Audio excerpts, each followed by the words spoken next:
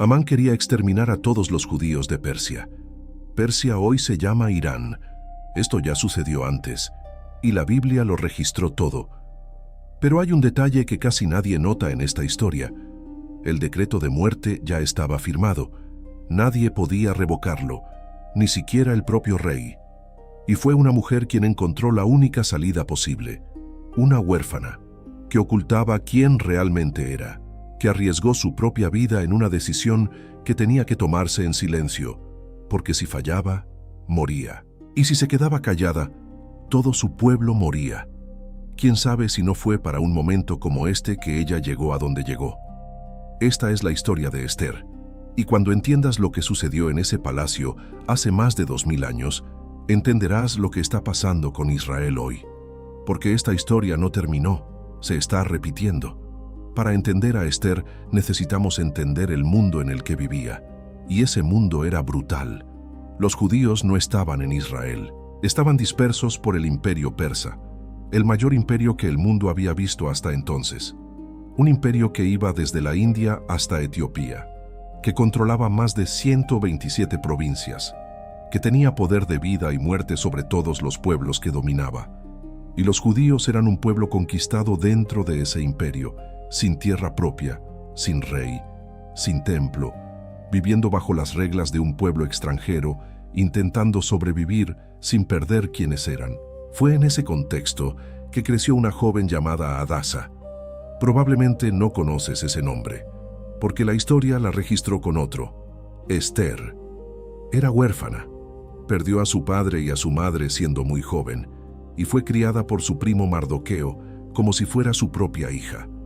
No tenía poder, no tenía influencia, no tenía nada que indicara que algún día sería la pieza más importante en una historia que salvaría a todo un pueblo. Pero Dios tenía otro plan, y ese plan comenzó de la forma más improbable posible, con un rey borracho, una reina que dijo no, y un concurso de belleza que cambiaría el destino de un pueblo.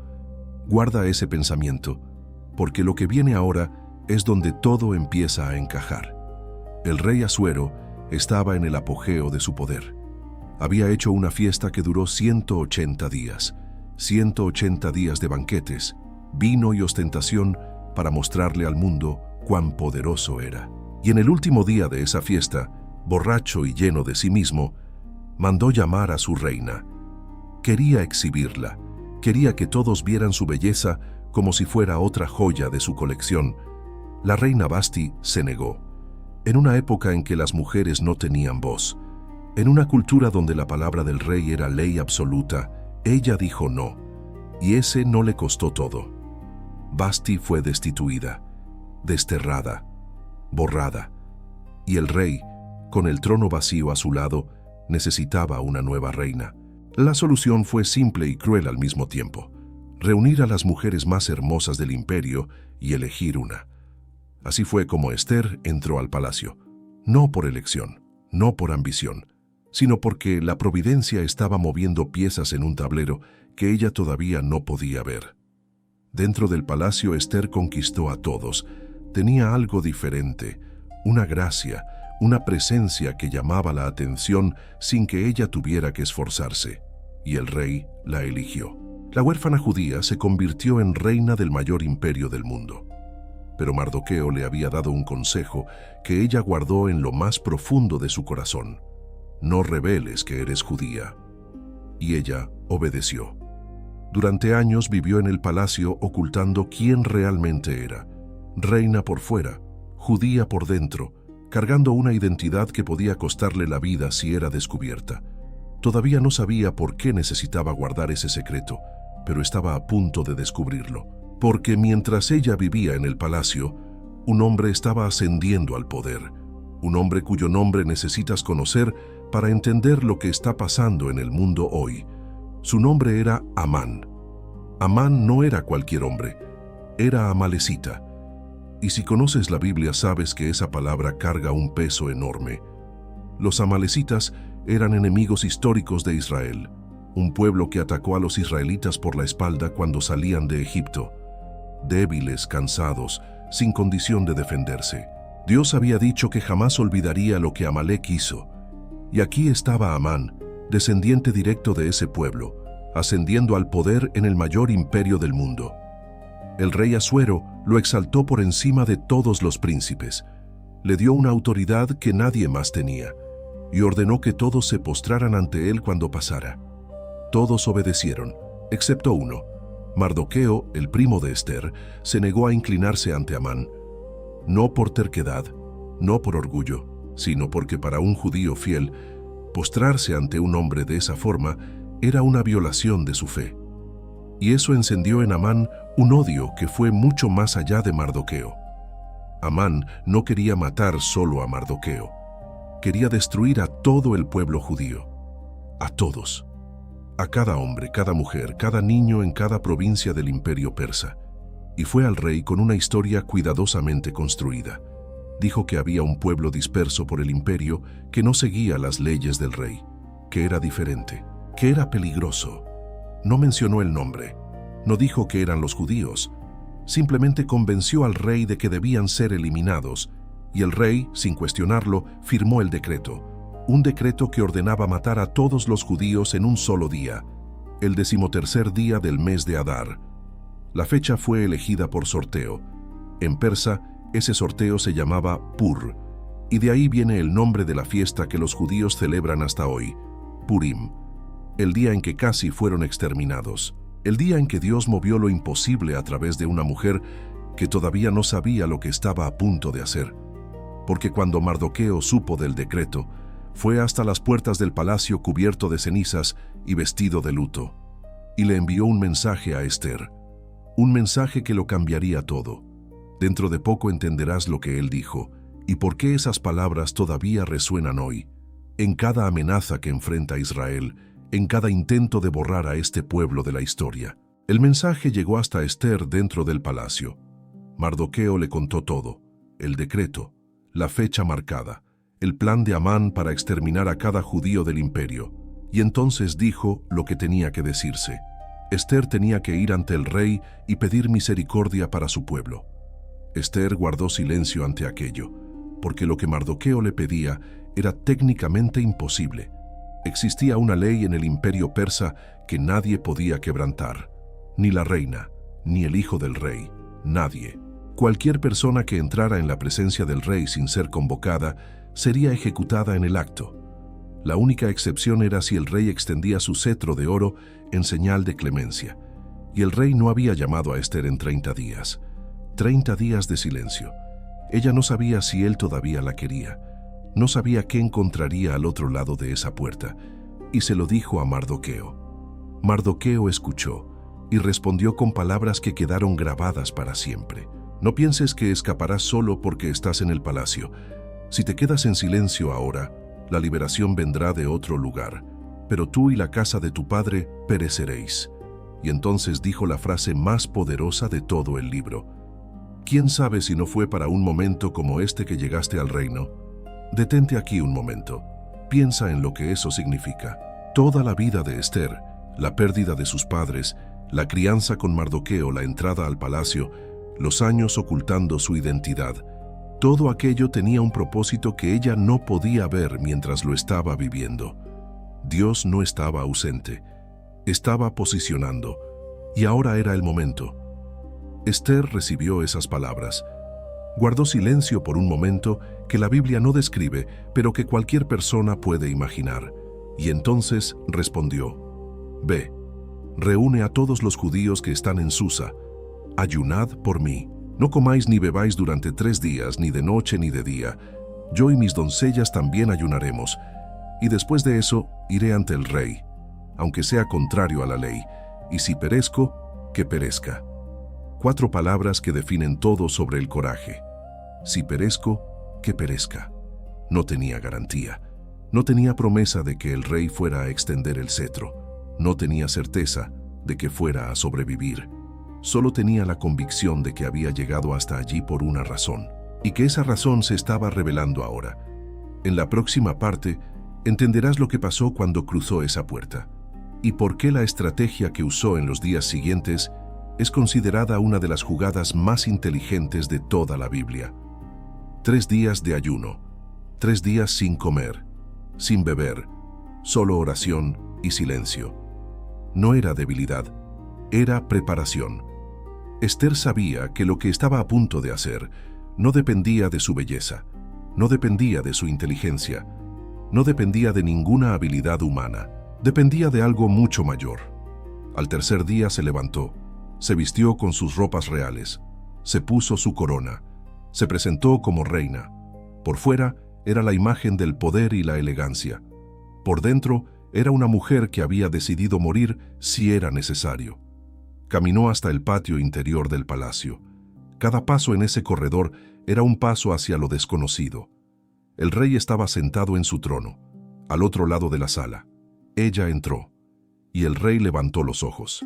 La Biblia dice que Esther halló gracia ante sus ojos. Él extendió el cetro de oro. Ella estaba viva, pero aquí está el detalle que la mayoría de las personas pasa por alto. Esther podría haberlo dicho todo allí, en ese momento. El rey ya había extendido el cetro. Ella tenía la palabra, tenía su atención, pero no habló. En cambio, invitó al rey a un banquete. Solo eso, un banquete para el día siguiente. El rey aceptó y llevó a Amán consigo. Durante el banquete, el rey preguntó qué quería. Dijo que le daría hasta la mitad del reino, y Esther hizo lo mismo. Invitó a otro banquete.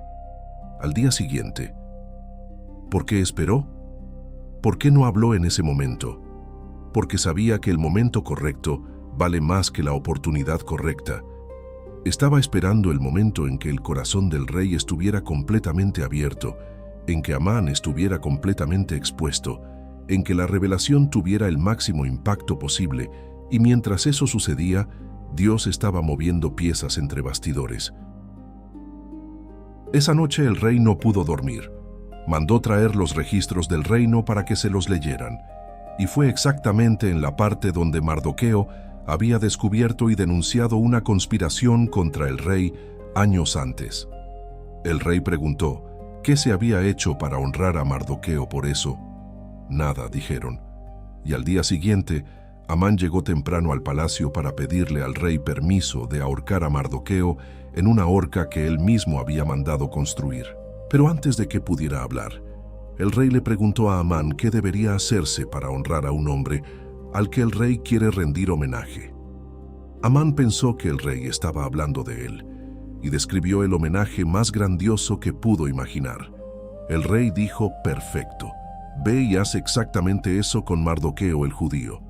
El mismo hombre que Amán quería matar esa mañana estaba siendo honrado en las calles de la ciudad por orden del propio rey, y Amán tuvo que encabezar el desfile. Eso no fue coincidencia.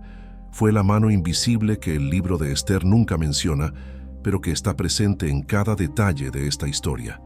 Y lo mejor aún estaba por venir.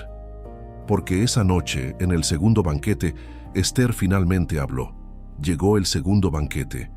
El rey, Esther y Amán sentados a la mesa, y el rey preguntó nuevamente, «Reina Esther, ¿cuál es tu petición? Hasta la mitad del reino te será dado». Y esta vez ella habló. «Si he hallado gracia ante tus ojos, oh rey, y si al rey le place, que me sea dada mi vida por mi petición, y mi pueblo por mi súplica». El rey guardó silencio. Esther continuó, «Porque yo y mi pueblo hemos sido vendidos para ser destruidos, muertos y exterminados». El rey se levantó. «¿Quién es ese hombre? ¿Dónde está aquel que se atrevió a hacer esto?». Y Esther señaló, «El adversario y enemigo es este malvado Amán». El silencio que tomó aquella sala debe haber sido demasiado pesado para describir. Amán miró al rey, miró a Esther, y entendió que había perdido. El rey salió furioso al jardín, y Amán cayó a los pies de Esther, suplicando por su vida. Cuando el rey volvió y vio a Amán postrado ante la reina, la sentencia fue inmediata. Amán fue ahorcado en la misma horca que había mandado construir para Mardoqueo.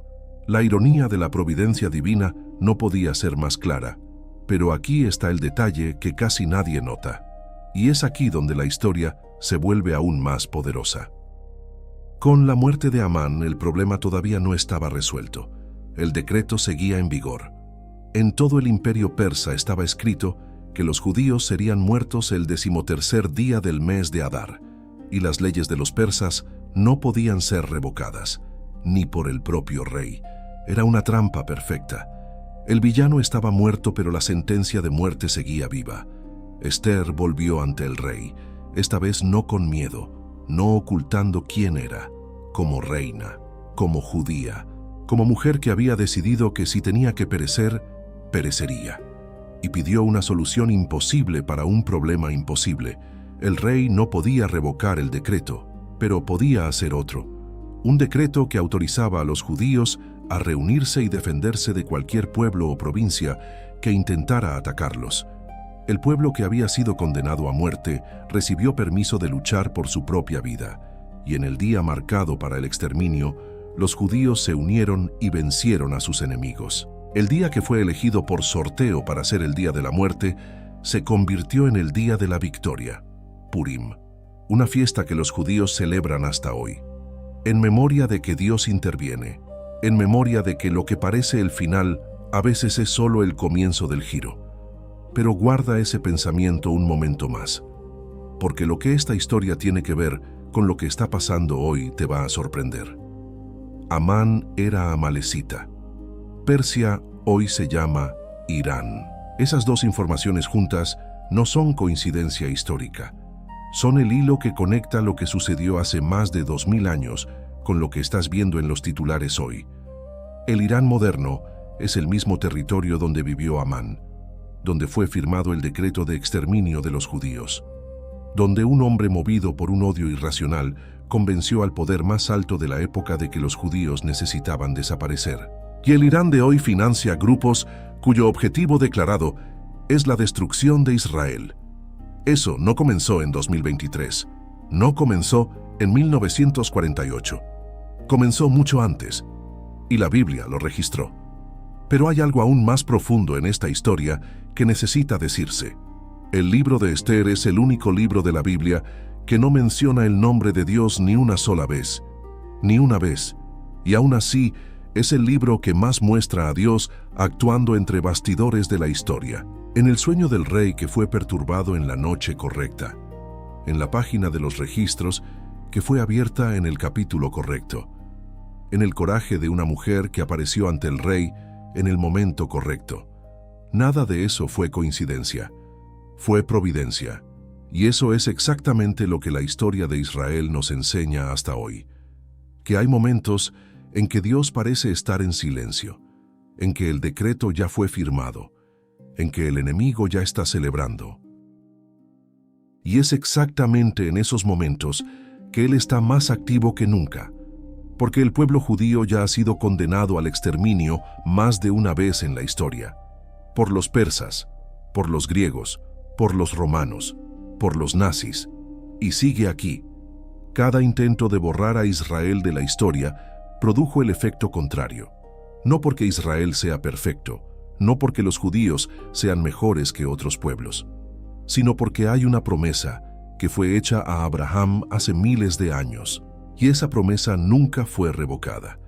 Así como el decreto de Amán no pudo ser revocado, pero fue superado por otro decreto más poderoso, toda amenaza contra Israel encuentra por delante algo que los hombres no logran explicar. La historia de Esther no es solo una historia del pasado, es un espejo del presente. Y quizás la pregunta que Mardoqueo le hizo a Esther hace 2000 años todavía se está haciendo hoy. ¿Quién sabe si no fue para un momento como este que llegaste a donde llegaste? No solo Esther, tú. ¿En qué área de tu vida está Dios posicionándote para un momento que todavía no puedes ver? Esa es la pregunta que la historia de Esther le deja a cada uno de nosotros. Si este video tocó algo en ti, compártelo con alguien que también necesite escuchar esto. Porque esta historia no fue escrita solo para los judíos, fue escrita para todos nosotros. Hasta el próximo video.